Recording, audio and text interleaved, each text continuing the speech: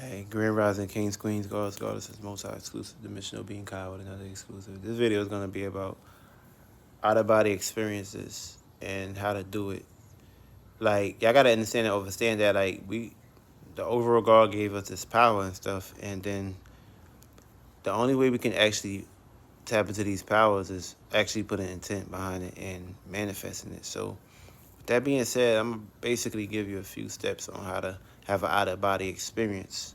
It's easy. I mean, we all do it every day, whether we daydream or put uh put into the forecast of not receiving. So basically, how it's done is, what is the out of body experience? Out of body experience is when your soul is witnessing it out of itself, putting it into a submarine, which is the subconscious, the submarines, which is the feelings, the feminine side. Feel me? The internal. That's an internal thing, and what's in front of you is internal, subconscious realm of realities. It's gonna look just like how it is in the conscious realm, which is the physical, which is your sun. But basically, this is it's a whole different thing because, like, this is the internal realm is like where the real world is at. This is just the illusion. This is just like the temporary. Because you see how a building can be knocked down easily. With that being said, it could be built right back up quickly. So that means it's not gonna stay like that forever. But your soul, which is the internal realm, which is the subconscious realm, is gonna always, always be existence. And it's always gonna travel, and it's always gonna go everywhere you go, no matter where you start life at. Whether you start life in a body or a bigger vessel or a lower or a small vessel, which is your lower animalistic natures. So with that being said, what you do is you want to put good intent behind this, and you want to like actually focus. So I already told you how the techniques of receiving and non-receiving. So you can't have an out-of-body experience if you're conscious unless somebody kill you and knock you out. So with that being said, once you get knocked out unconscious, you're not consciously aware.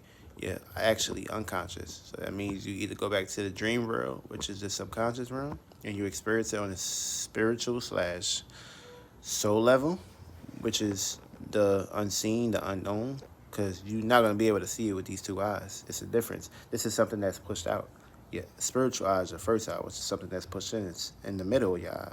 So with that being said, when you astral project, you want to like, for instance, when you do this meditation, for instance. So I already tell you how the technique about meditation. Like they say people got a wrong misconduct and misconstruct about how to like actually have how to meditate and they doing it wrong, and it's basically brings frustration because every time when you meditate or if it's your first time meditating, what you gonna do? Look at the clock and like, oh, what time is it? Oh shit, I got 2 more minutes. Basically that's actually eliminating the whole purpose of the meditation, because if you're focused on the clock, then how are you gonna be focused on receiving? You got it. Feel me? The thing is, you receive with these two eyes, but are you receiving with the soul? Are you getting the intent? Are you putting intent behind it and putting intent with your spirit? So what you do is hold your breath. When you breathe, once you shoot that air out, do not breathe back in. Focus. Be disciplined. Be self-oriented. Be self-focused, self-aware.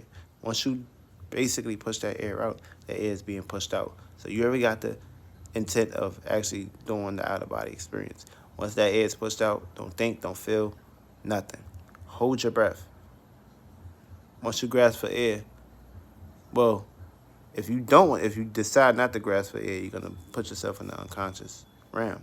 But you want to be very relaxed and stable when you're doing this, so it can benefit you in some way, shape, or form, and it won't put you off guard. So as you do this, you have to your frequency, vibration, energy has got to be up there too. You can't be vibrating low. You can't be thinking negative at this time.